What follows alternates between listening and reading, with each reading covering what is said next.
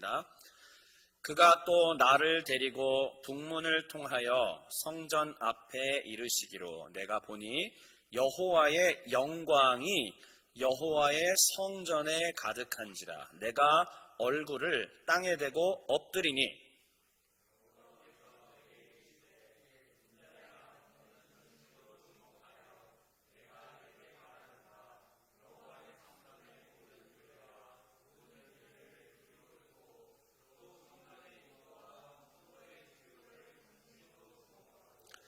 너는 반역하는 자 곧 이스라엘 족속에게 이르기를 주 여호와께서 이같이 말씀하시기를 이스라엘 족속아 너희의 모든 가증한 일이 족하니라.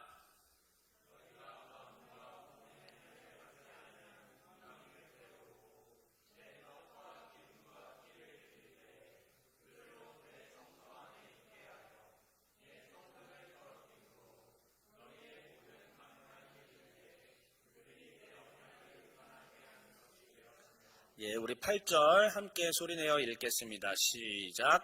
너희가 내 성물의 직분을 지키지 아니하고 내 성소에 사람을 두어 너희 직분을 대신 지키게 하였느니라. 아멘. 오늘의 제목은 충만한 여호와의 영광 그리고 직분 개혁. 아이고, 에스겔 본문 저거 제가 안 바꿨네요. 44장 4절부터 8절까지의 말씀입니다. 제목 한번 같이 다시 읽어볼까요? 시작. 충만한 여호와의 영광 그리고 직분 개혁. 네, 이제 에스겔 몇 시간 안 남았습니다. 에스겔 마지막까지 이제 거의 다 왔고요. 여러분들 지금 저와 함께 에스겔을 거의 다 했다라는 것은 성경 한 권을 긴 시간 동안에 한번 강론으로 강해로 계속 한번 했다는 것은 알게 모르게 여러분들 가운데 이 성경 지식과 성경의 어떤 큰 흐름들이 한층 쌓였다라는 뜻입니다. 에스겔을 이해했다라고 하는 것은 무엇이냐면은 나라가 망하는 그 상황들 그리고 나라가 망한 이후의 상황들에 대한 개념들이 생겼다는 겁니다. 사실은 초등부 때부터 중고등부 거쳐서 또 청년부에 이르기까지 포로기라든지 남왕국 북왕국이라든지에 대한 개념을 교회에서 뚜렷하게 상을 갖고 청년까지 올라온 분들이 그렇게 많지는 않을 거예요. 그런데 왜 이 시기들에 대한 층을 한 층을 딱 내가 이렇게 갖고 있는 게 중요하냐면 요게 기준점이 되어서 다음 시대들 또 다른 상황들까지 함께 이해될 수 있다라는 말씀입니다. 이 에스겔을 했기 때문에 현재 큐티를 하고 있는 레위기 말씀이 그대로 다 연결돼서 이해가 되는 것이고 레위기와 에스겔이 서로 거의 완전히 이렇게 서로 크로스 된다고 보셔도 돼요. 그 정도로 아주 밀접하게 됩니다. 그러면 레위기를 이해했다고 치자 이거예요. 그럼 레위기를 이해하면은 그 다음엔 무엇이 이해되냐면 왕정시대 때 있었던 범죄의 사실들이 이해가 되는 거예요.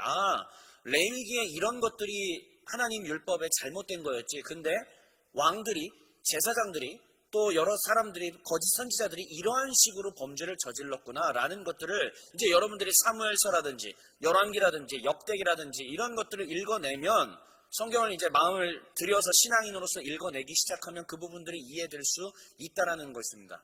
그런 면에 있어서 개인적으로 하나님께서 코로나로 어려운 2020년 이 시기에 우리 가운데 이 에스겔의 말씀 그리고 곧바로 이어서 레위기까지 갈 수 있게 해주셨던 것은 하나님의 크신 은혜와 섭리 가운데 이루어진 것이 아닌가 생각을 해보게 됩니다. 이제 오늘 강론을 하긴 할 건데 그 중에 하나 좀 여러분들이 풀어야 될 것들이 하나 있어요. 뭐냐면 오늘 이방인에 대한 얘기가 나와요. 오늘 이방인에 대한 얘기는 매우 부정하게 이야기가 나옵니다. 근데 어떨 때 보면 성경에서는 과부와 고아와 객을 내 식구처럼 품어라라는 말씀이 있어요. 그럼 더 나아가서 하나님께서는 성경에 제가 일전에도 말씀드렸다시피 이 이방인 가운데도 이제 히브리어로 두 개로 나눠져요. 게르라고 하는 이방인이 있고 노크리라고 하는 이방인이 또 있단 말이에요. 그러니까 이스라엘 안에 들어온 이방인이 있고 이스라엘 밖에 있는 이방인이 있습니다. 약간 차별 대우를 해요. 차등을 두긴 합니다. 그런데도 전체적인 하나님의 말씀의 어조는 십계명의 계열을 따른다는 것이죠. 무엇이냐면 내 이웃을 내 몸과 같이 사랑하라는 것을 따릅니다. 그러면 그러면 이방인들마저도 하나님께서는 어떠한 부정한 요소도, 성결에 반하는 요소도 이 안에 들어올 수 없다라는 것이 정설이에요. 그러니까 이 제사와 하나님께 예배드리는 과정에 있어서는 이방적 요소는 허락이 되지 않는다라는 것을 여기서 말을 하는 거고, 그 밖에 우리가 사회생활 속에서 불신자들과 함께 어울려 사는 과정 속에서는 당연히 이방인들에게 그리스도의 사랑으로, 하나님의 사랑으로 다가가야 된다는 것이죠. 둘 다 맞는 것인데 케박해예요, 정말. 이런 케이스에는 이렇게, 저런 케이스에서는 저렇게 해야 된다는 사실을 기억을 해 주시면 감사하겠습니다. 그러한 관점에서 이제 오늘 레위기와 에스겔을 연결해서 44장 내용들 한번 출발해 보도록 하겠습니다. 지난 시간에 보았던 표인데요. 한번 볼까요? 화면 한번 보겠습니다. 네. 이게 제가 지난 시간에 보여드렸던 거예요.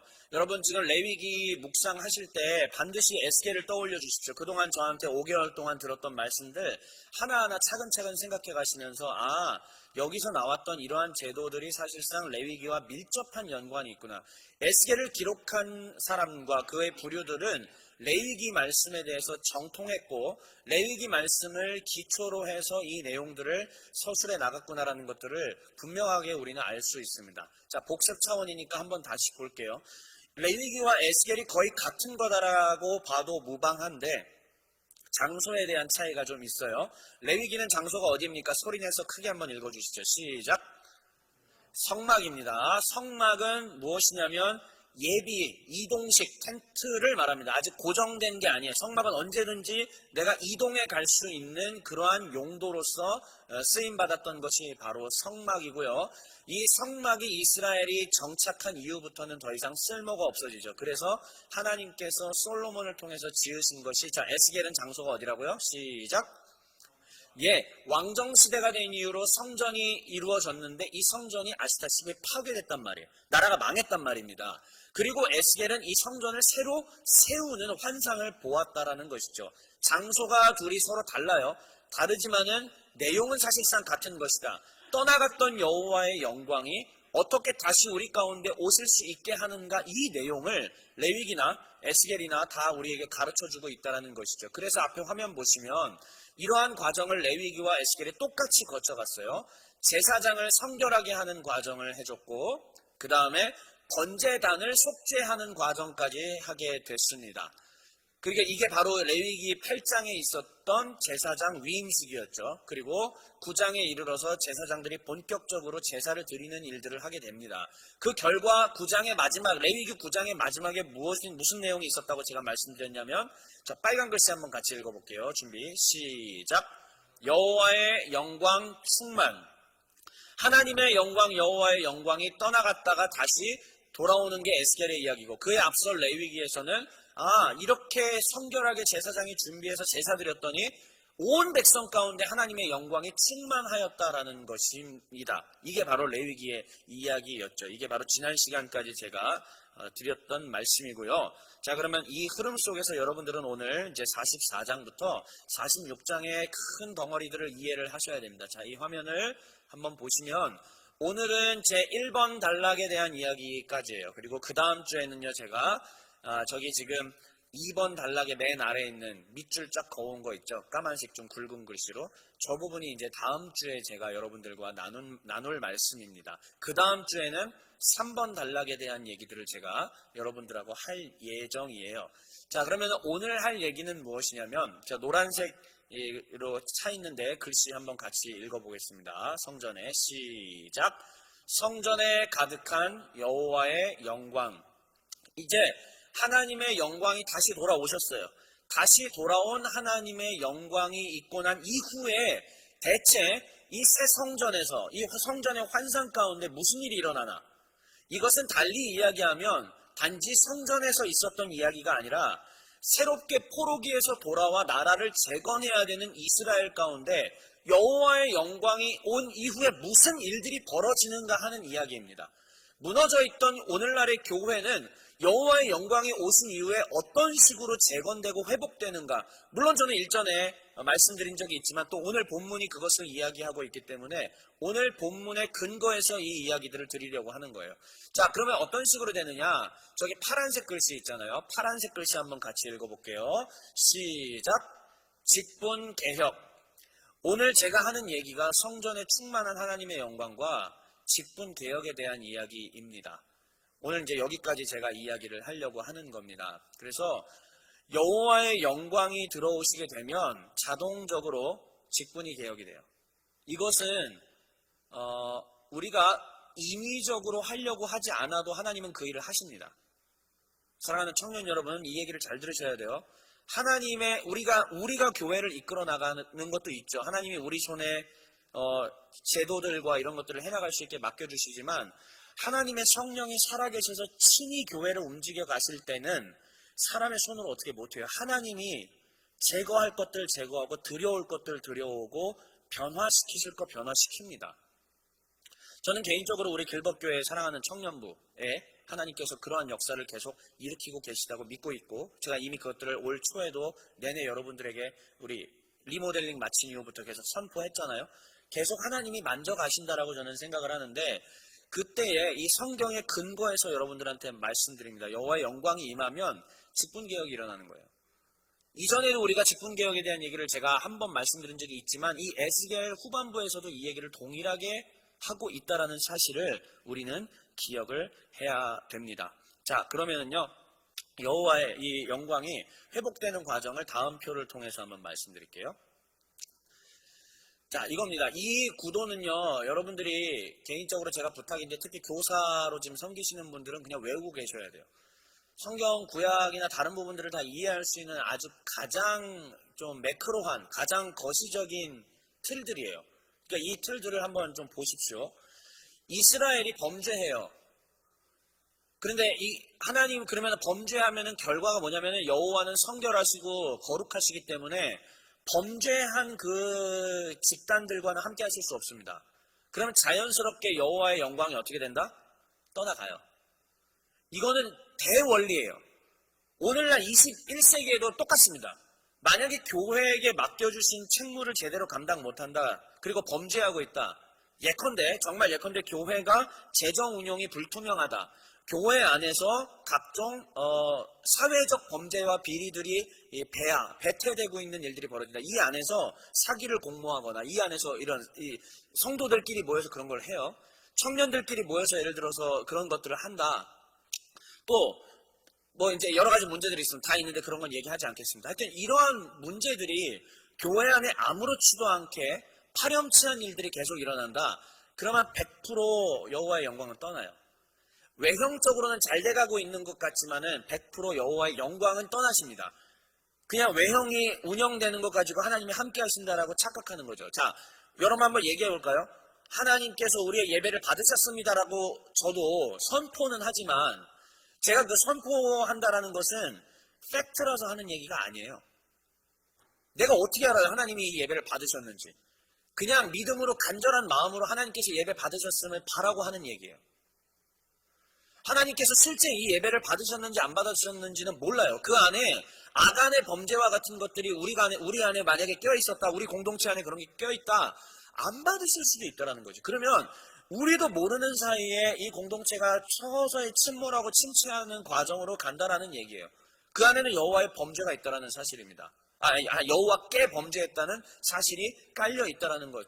그러면 여호와의 영광은 떠나요. 자, 그런데 우리가 호세아부터 이사야까지 다 포함합시다. 대예언서까지. 이사야부터 시작해서 말라기까지의 이 예언서들이 전부가 다 어떠한 구도로 되어 있냐면은 이스라엘이 범죄했다. 하나님이 은혜 베푸셨다. 돌아오라. 슈브 돌아오라고. 돌아오라. 그래서 돌아오고 여호와의 은혜로 말미암아 회복되는 과정으로 예언서가 다 구성되어 있어요. 끝까지 심판으로 끝나지는 않습니다. 그러니까는 이게 지금 왜 제가 그 매크로한 틀이라고 얘기를 드리는 이유는 뭐냐면 이게 우리의 인생사고 이게 교회 또한 흥망성쇠가 교회에도 다 이런 과정이에요. 하나님께서 영광 가운데 우리에게 은혜 주셔서 교회를 세워줬어. 예수 믿었어. 모였어. 할렐루야 막 해. 근데 은혜 가운데 섰던 교회라도 10년, 20년, 30년, 50년 지나면은 이미 그 안에서 타락의 이런 것들이 징조들이 보여요. 묻어요. 범죄합니다. 여호와의 영광 떠나가요. 그러면은 교회에 분란이 일어나고 문제 일어나요. 그 다음에는 이제 영원히 그렇게 해서 하나님께서 안 되겠다 싶으면 문 닫아버리시는 경우도 있죠. 그런데 하나님이 자비를 베푸셔서 회복하게 하시는 경우들이 너무 많다는 겁니다. 이게 성경에 우리에게 또 주신 약속이고, 그래서 이 약속대로 돌아가기만 하면 하나님은 언제든지 우리에게 다시 3번이 뭐예요? 회복이에요. 그러니까 이 구도를 여러분들이 개인의 인생에도, 우리 가정에도, 우리 교회에도 다 두셨으면 좋겠습니다. 우리는 때때로 하나님 앞에 범죄합니다. 범죄한 우리가 어찌 서리요. 이 찬송 많이 했어요. 저 옛날에.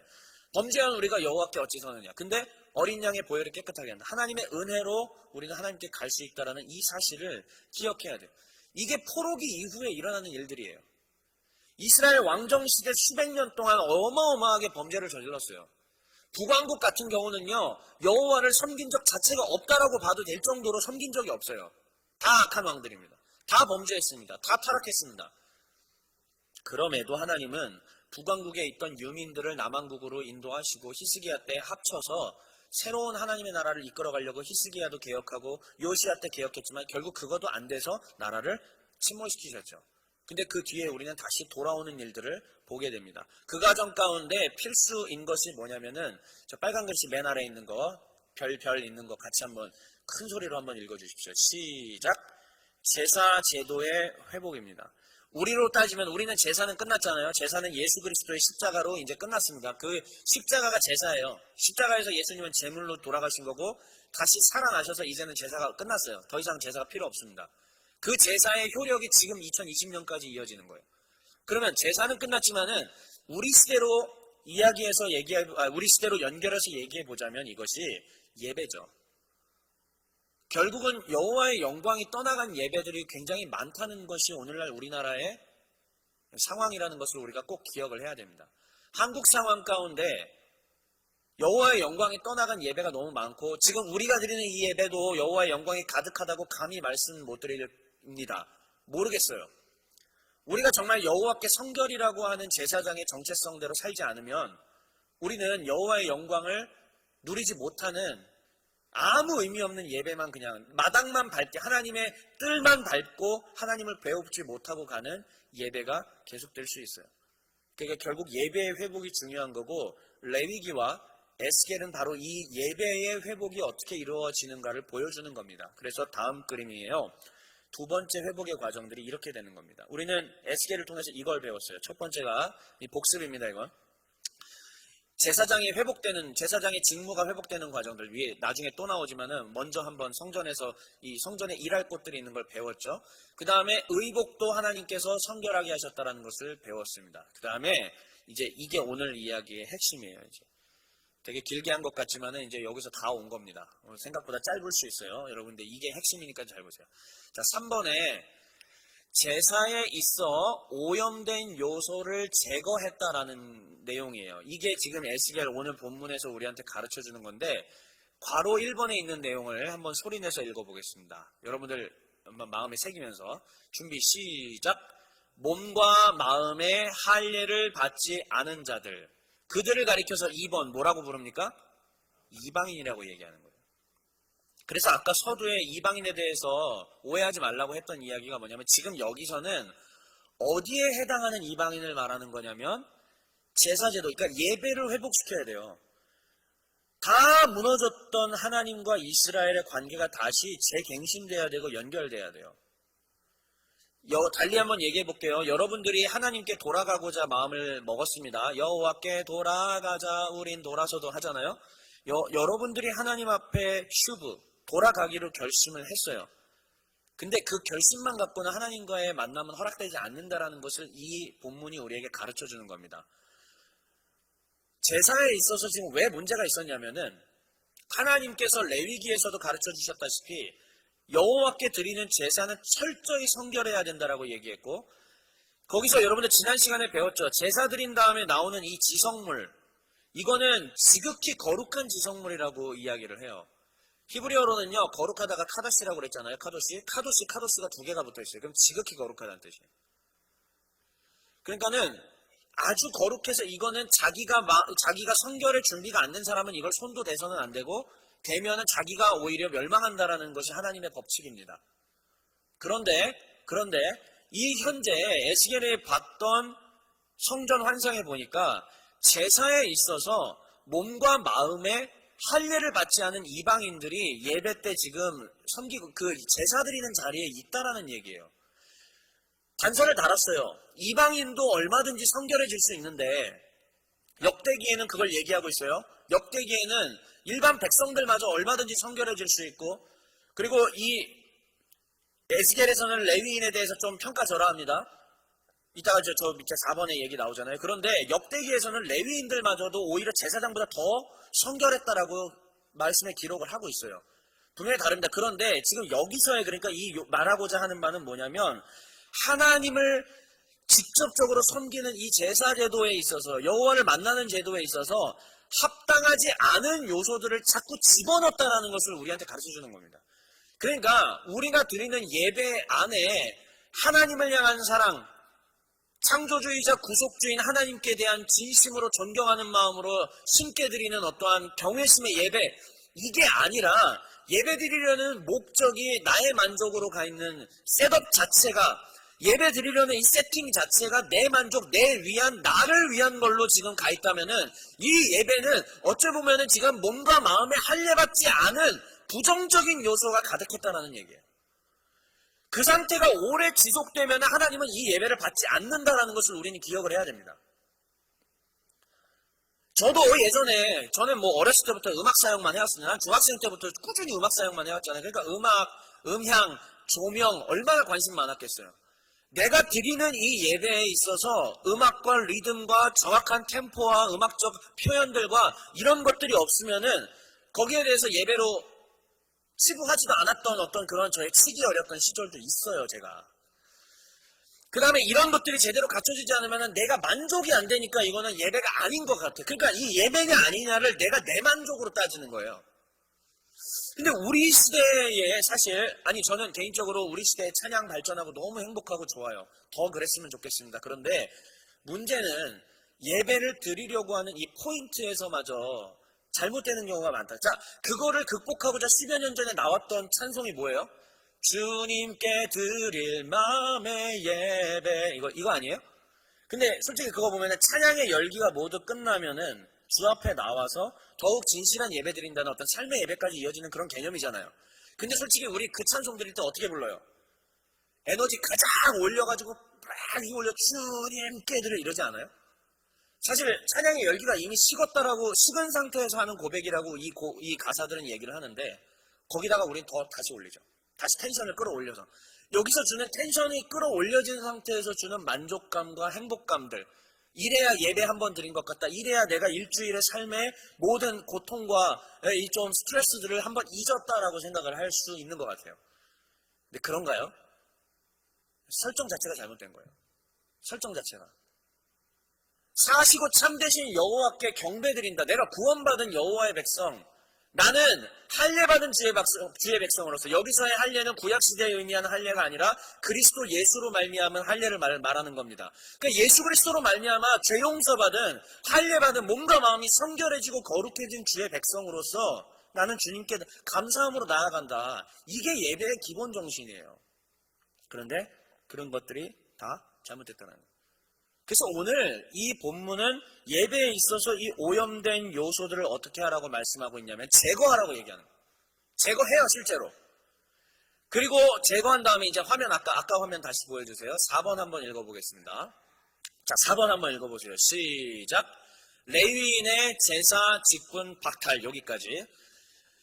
성경은 오늘 이 에스겔은 역대기하고는 조금 서로 또 둘 다 이제 그 포로기 이후 문서들인데 여기 관점이 조금 달라요. 근데 에스겔에서는 뭐라고 얘기하고 있냐면 레위인들이 제사 직분을 하나님께서 주셨는데 거기서 저 이방인들과 함께 타락했다라고 얘기를 하고 있어요. 도대체 그 타락의 요소가 무엇인지는 정확하게는 알 길이 없습니다만 에스겔이 증언하고 있는 것이기 때문에 여러분들과 나누는 겁니다. 어쨌든 여기서 레위인들이 제사 직분을 박탈당했다고, 그리고 저 이방인들과 함께 뭔가를 옳지 않은 행동들을 했다라고 얘기하고 있어요. 자, 근데 레위인이 누구예요? 제사장들은 직접적으로 제사에 이 성소까지 들어가는 자들이고, 레위인들은 그것을 돕고 그 다음에 실제적으로 예배 때 찬송하고 거룩한 일을 하던 사람들이에요. 그런데 이 사람들마저도 여기서 잘라내는 모습들을 여러분들은 보실 수 있어야 됩니다. 직분개혁이에요. 직분개혁. 이 직분개혁이 자연스럽게 이루어져야 됩니다. 자연스럽게. 에스라서, 느헤미야서 여러분들 또 보시면 이게 그것도 완전 포로 이후잖아요. 거기서 하지 말라고 했던 결혼들을 했을 때 정말 이거 말도 안 되는, 오늘날로 따지면 말도 안 되는 것 같지만은 그 이방 아내들을 다 다시 보내는 엄청난 출혈까지 감당하면서 그 일들을 한 것들을 성경은 또 우리에게 보여줍니다. 오늘날로 문자 그대로 해석하라는 얘기가 아니에요. 내 아내를 내쳐라, 내 남편을 내쳐라, 그런 얘기가 아니죠. 그게 아니라 이러한 잘못된 요소들을 우리의 예배 가운데, 우리의 개인의 삶의 예배 가운데, 신앙 가운데, 우리 가정 가운데 제거하라는 얘기죠. 여러분들 가운데 지금 그러한 요소들이 뭔지 찾으셔야 해요. 하나님이 왜 우리한테 이 전염병을 통해서 이러한 시기들 어려움들을 주셨고 우리를 돌아볼 수 있게 하셨는지 오히려 감사하며 이것들을 찾는 시간이 되길 바랍니다. 한국 계신 교회들 전체가 이것들을 찾고 발견하고 주님께 돌아가는 시간이 돼야 될 거라고 저는 믿어요. 자, 그러면 다음 그림 보여주세요. 여러분, 이게 무엇일 것 같아요? 여러분 주일학교 때 아마 배웠던 것 같은데, 제가 지난 시간에 레위기 8장이 제사장 위임식이라고 했고 레위기 9장은 이 제단들을 기동하는 제단 기동식, 그러니까 본격적으로 제사가 이루어지는 일을 보여주는 것이 바로 9장이라고 했죠. 자, 그러면 여호와의 거룩에 대한 개념 섰어요. 제단도 속죄했어요. 하나님 앞에 이제 속죄제, 번제, 소제, 화목제 드려서 계속 하나님과 행복하게 잘 예배하면서 죄 씻으면서 살면 돼요. 그렇죠? 그런데 레위기는 정말 재미있는 거야. 9장이 그렇게 여호와의 영광이 충만하였더라 하고 나서 곧바로 시작되는 게 뭐냐면 나답과 아비후의 범죄예요. 나답과 아비후는 아론의 두 아들이었습니다. 제사장들이죠. 왜? 앞에서 아론과 그의 아들들의 몸에 관유를 뿌려라, 피를 뿌려라. 아들들이에요. 바로 직전에 거룩하게 된 사람들이에요, 이 사람들. 그런데 성경은 너무 재밌어요. 사실은 저 히브리어 가지고도 워드 플레이들이 있어요. 너무 기가 막힌 워드 플레이가 숨어 있는데 그 얘기는 제가 해드리지는 않을 거고, 그냥 이 핵심 메시지만 여러분들한테 전달해 드리면, 나답과 아비후가 거룩하게 구별되자마자 하나님 앞에 예배 드려야 되는데 약속되지 않은, 하나님의 명령을 받지 않는 불을 가져와서 분향하려고 했던 거예요. 제단에 드리려고 했던 거죠. 그러니까는 불이 나와서 그 둘을 집어삼켜서 죽였더라라고 얘기하는 겁니다. 뭐 잔혹동화 같죠? 근데 단순 잔혹동화로 이해하지 마시고 이 안에 담겨있는 메시지를 찾아야 됩니다. 뭐냐? 바로 직전까지 거룩하게 구별해서 이 일을 하라고 했는데, 그럼 이 일의 근거, 거룩의 근거는 주의 말씀이에요. 주의 명령이 이 거룩의 근거예요. 그런데 이 사람들은 직후에, 이 일이 있고 난 직후에, 성별된 직후에 여호와의 말씀을 어겨 다른 불을 사용했다는 얘기예요.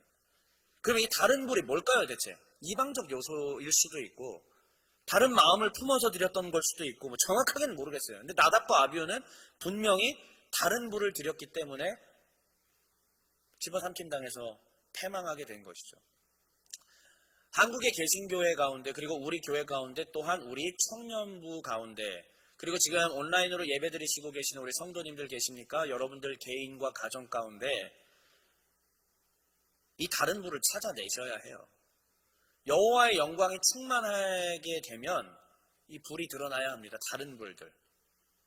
우리가 하나님으로부터 멀어지게 할 만한 이방적 요소들이 있어요. 뭔지 찾으셔야 됩니다.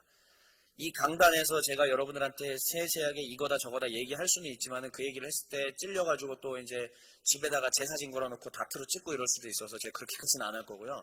하나님의 성령이 여러분들한테 가르쳐 주시리라 믿습니다. 기도하면. 그리고 간구하고 찾으면 알려주실 거라고 생각을 하고요. 그랬을 때 여러분들은 그것을 찾아서 하나님 앞에 이 요소들을 제거해야 합니다. 그러면 우리 시대에 소망이 있어요. 저는 우리 시대가 그렇게 되면 다시 소망이 있고 하나님께서 오히려 성결한 교회로, 깨끗한 교회로, 세상 속에서 소금과 빛의 역할을 감당하며 사는 교회로 만들어 주실 것이라고 저는 확신합니다. 이제 마지막 메시지입니다.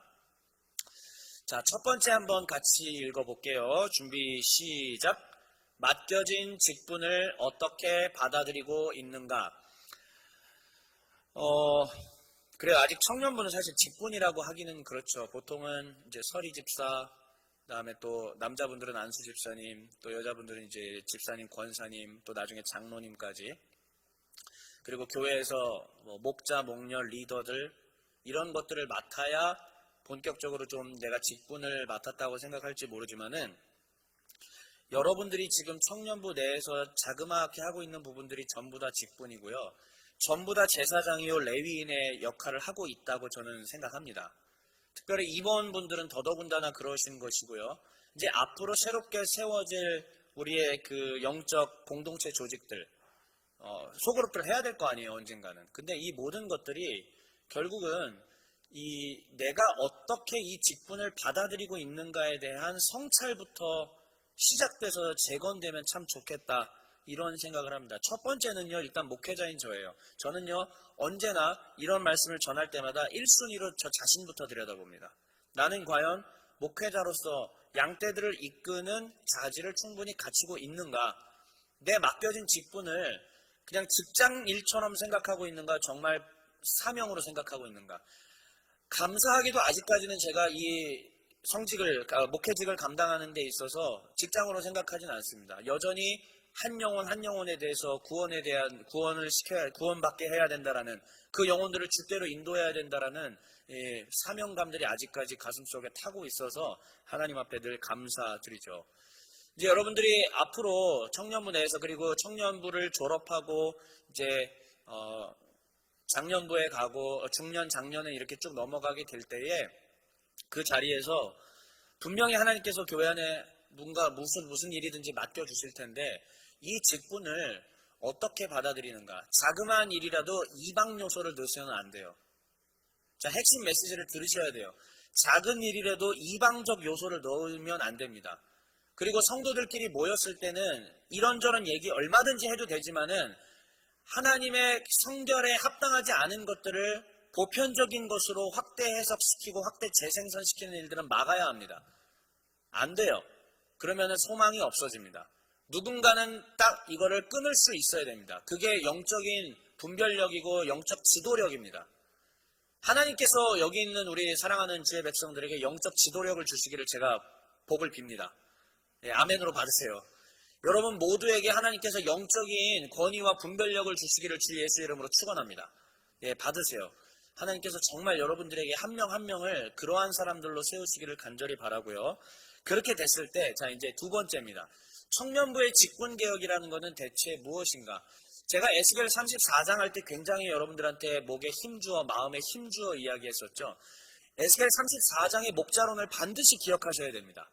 목자가 내 배만 배불리면, 목자가 여호와의 말씀에 떠나면 양들은 어떻게 된다? 흩어진다. 흩어진 다음에 들짐승에게 어떻게 된다? 밥이 된다. 그게 그냥 너무 자연스러운 법칙이에요. 이 목자론을 기억하면서 앞으로 길벗교회라는 이 교회, 그리고 청년부라는 청년 공동체 좀 더 확장해서 저는 교회학교까지 다 생각해서 드리는 말씀입니다. 이 모든 우리들이 앞으로 해야 될 일은 뭐냐면은 영혼들에게 살찌울 수 있는 생명의 양식들을 계속 줘야 돼요. 첫 번째는 저예요. 제가 여러분들한테 정말 영양가 넘치는 이 말씀들을 계속 줘야 되고, 여러분들은 받은 다음에 혼자 갖고 있으면 안 돼요. 흘려야 돼요. 흘려야 됩니다. 이 플로잉 해야 돼. 계속 다 흘려 보내줘서 이것들을 내 다른 동생들에게, 또 언니 오빠들에게, 아니면 내 학생들에게 알려줘서 모두가 하나님의 여호와의 성결의 영역 가운데, 성결의 이 바운더리 가운데 들어올 수 있도록 여러분들이 만들어 주셔야 됩니다. 네. 그 다음에 마지막으로 기억해야 될 것, 바로 어떤 자들이 이제 직분을 맡아서 주의 일들을 해야 되는가? 3번, 4번은 한번 같이 읽어볼게요. 3번 먼저 읽을게요. 준비, 시작. 주의 법을 알고 따를 자. 하나님의 법에 대해서 관심이 있어야 됩니다. 성경 말씀에 대해서 관심이 있어야 돼요. 주의 율법에 대해서 관심이 있어야 되고, 예수께서 산에서 뭐라고 하셨는지, 예수께서 길에서 뭐라고 하셨는지 관심이 있어야 됩니다. 그 음성을 들어야 되고 실천하고 따를 자들이 필요합니다. 4번 같이 읽어볼게요. 준비 시작. 주의 법을 사모하는 자. 시편 말씀에 보면은 다윗이 이렇게 얘기하죠. 주의 말씀의 맛이 어찌 그리 단지요 내 입에 꿀송이보다도 더하나이다. 이렇게 얘기하고 있어요. 저는 그것을 20대 초반에 체험을 했습니다. 밥을 안 먹어도 진짜 굶어도 성경만 읽으면은 막 눈물이 철철 쏟아지고 너무 행복한 거야.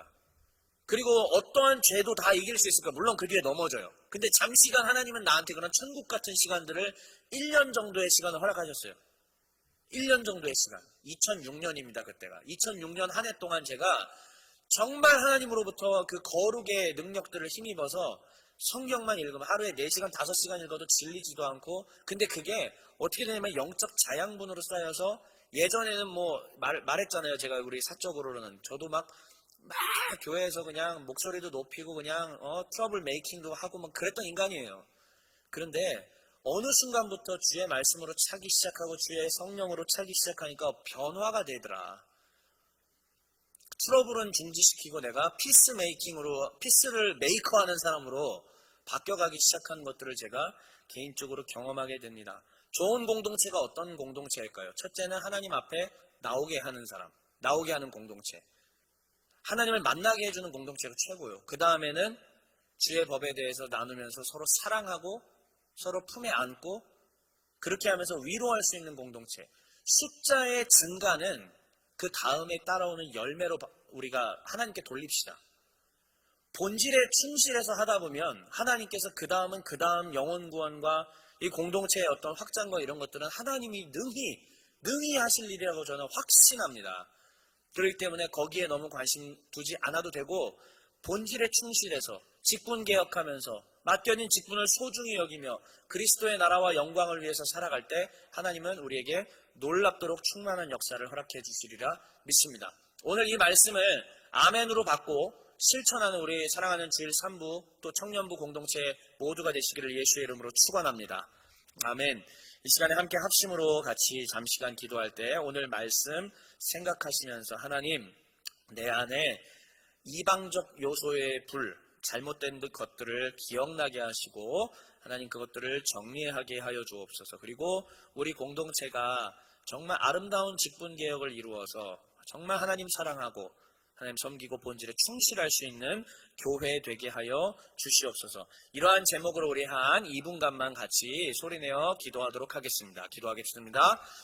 사랑이 많으신 하나님, 오늘 우리 에스겔 말씀 가르쳐 주셔서 감사합니다. 에스겔 44장 4절부터 8절의 말씀을 통해서 여호와의 영광이 충만해진 이후에 하나님 이 이스라엘 공동체 하나님의 나라가 어떻게 아름답게 변해가는지를 우리 가운데 가르쳐 주셨습니다. 하나님 제사 제도 곧 예배에 있어서 하나님과의 만남에 있어서 하나님 우리가 그것을 가로막고 있는 요소들을 잊지 못하고 하나님 앞에 나아가지 못하며 하나님 그렇게 살아왔던 것을 주님 앞에 고백합니다. 하나님이 오늘 예배드리는 우리 사랑하는 청년부와 그리고 우리 성도님들 하나님 개인의 삶 가운데에 이 이방의 불들을 분별하지 못해서 계속 발생하는 문제, 계속 발생하는 내적 갈등들, 또 공동체가 서지 못하는 것들을 우리가 얼마나 많이 경험하게 됩니까? 하나님,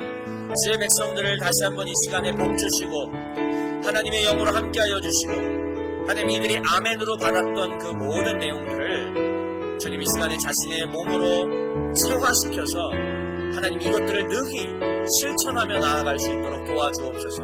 여기는 우리 사랑하는 주의 백성들이 가는 곳마다 이방의 불이 아니라 하나님의 불이, 성령의 불이 충만하게 역사하여 하나님을 더 사랑하고 이웃을 사랑하며 하나님 더욱더 이 세상 가운데 소금과 빛의 역할 감당할 수 있도록 하나님께서 인도하여 주시옵소서. 특별히 우리 청년부 공동체 이제 하나님 아름답게 이 조직들을 새로 세워야 되는 과정 가운데 있습니다. 코로나라 이제 틀렸다 안 된다 그럴 수도 있습니다. 하는 더 시간이 걸릴 수도 있지만 그러나 하나님 건강하게 아름답게 주의 말씀 가운데 본질을 세우는 공동체 될 수 있도록 인도하여 주시옵소서.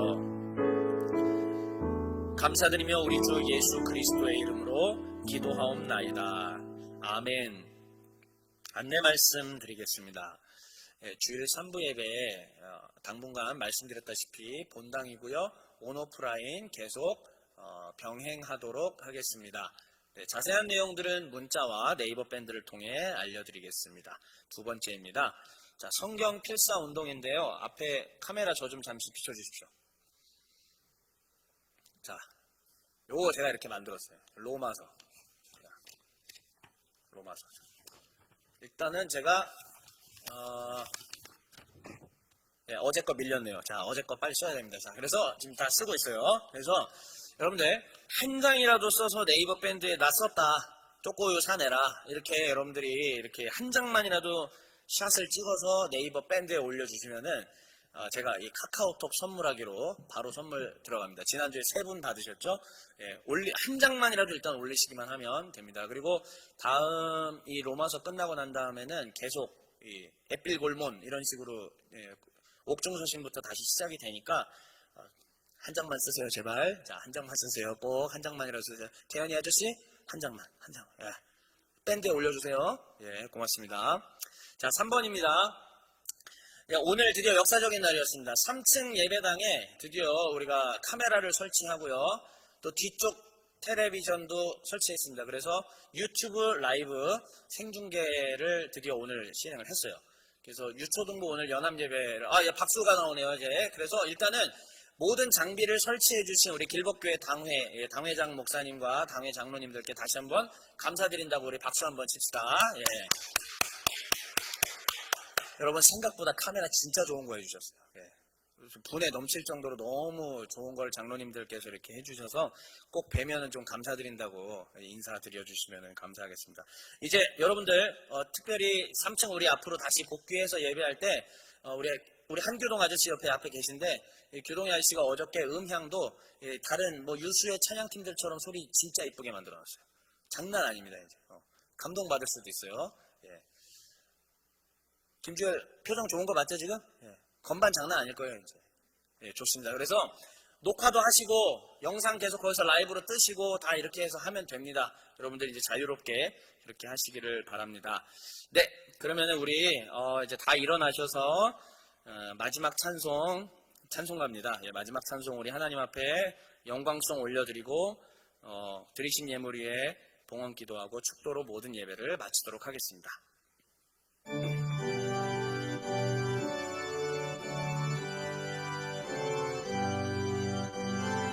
네, 하나님께 영광 올려드리겠습니다.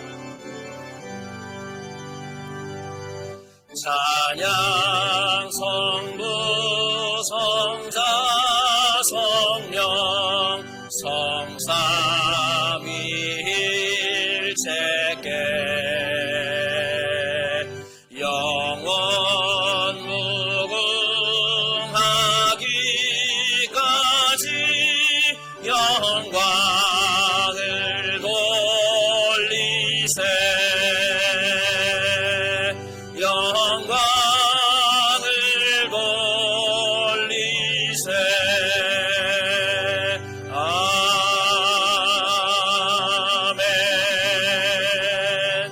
거룩하신 하나님, 주님 앞에 예물 올려드립니다. 구별하여 하나님 앞에 예물 드린 손길을 기억하여 주옵시고 하나님 저들의 삶 가운데 하나님께서 함께하여 주시어서 저들의 삶을 통해 하나님의 아름다운 향기가 드러날 수 있도록 하나님 예수를 아직 모르는 자들이 그 향기를 맡고 하나님의 거룩하심을 묵상할 수 있도록 인도하여 주시옵소서. 하나님 우리 사랑하는 주일 3부 예배 또 청년부 공동체를 하나님께서 복주시고 여호와께 성결하며 여호와 앞에 충만한 영광을 가지고 하나님 모든 것들을 아름답게 개혁해낼 수 있는 정말 영적으로 힘있는 공동체로 주님께서 세워주시옵소서. 또한 이들을 한 주간 하나님 또한 삶 가운데 파송하오니 파송된 삶의 현장 가운데 넘어지고 쓰러지겠지만 그럼에도 불구하고 이들의 가슴 속에 계신 하나님의 성령으로 말미암아 담대히 일어나며 승리할 수 있도록 인도하여 주시옵소서.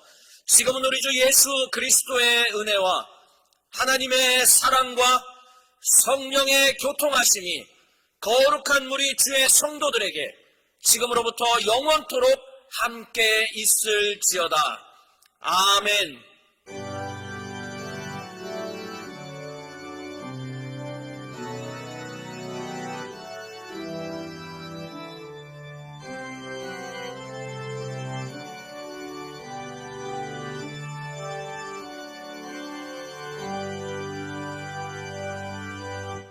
길벗교회 3부 예배를 마쳤습니다. 한 주간 그리스도 예수 안에서 평강이 있기를 기원합니다.